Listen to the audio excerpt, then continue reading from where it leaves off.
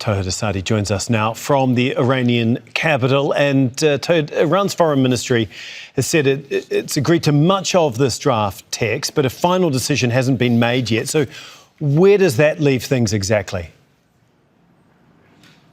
Well, actually, Iran is saying that it's engaged in diplomatic trajectory to settle down the issues. However, they don't deny the potentiality for another round of confrontation, putting emphasis on their preparation and full preparation for confrontational scenarios on the horizon. But speaking of the entirety of the atmosphere between the talks, for the talks between Iran and the United States, we know that a key element here is the cloud of mistrust that is out there, specifically when it comes to the Iranian vantage point pertaining to negotiations. And that's something that we heard from the spokesperson for the Ministry of Foreign Affairs after confrontations ramped up to a next level following a period of, I would say, limited calmness of ceasefire. And Iranians are saying right now they are reconsidering their approach towards the negotiation following these developments. But in addition to this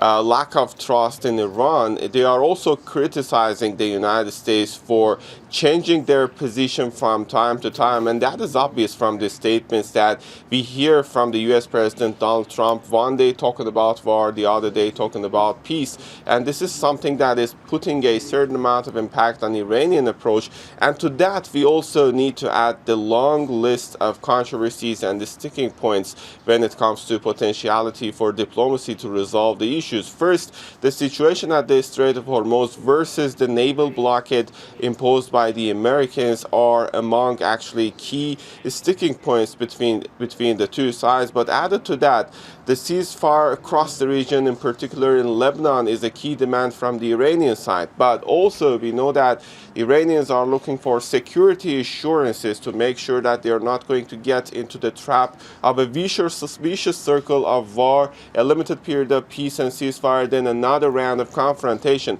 Also, war reparations, Iran's ballistic missiles, Iran's regional relations, these are all among the controversies that the two sides should decide to resolve, whether on the table of diplomacy and negotiation or another round of confrontation.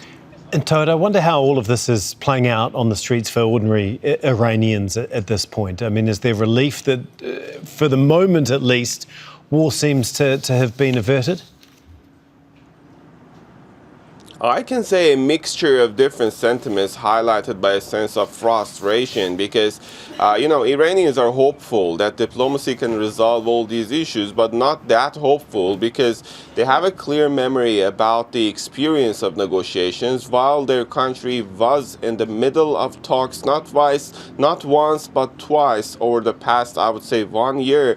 All of a sudden, they faced campaign of unprecedented airstrikes targeting not only just military places or political locations, but also the ordinary citizens, buildings and infrastructure of the country. So this sense of fear and frustration is out there. Also, we have to keep in mind the economic element. While the country is struggling and dealing with the pressure of war and the situation at the Strait of Hormuz and all these issues, we know that economically speaking, people are dealing with a deteriorated situation while they're facing increasing prices and high inflation and of course the depreciation of the local currency. But all in all, we also sense a clear message, a clear sense and a clear feeling of resilience and resistance among a certain proportion of the Iranian society in that regard.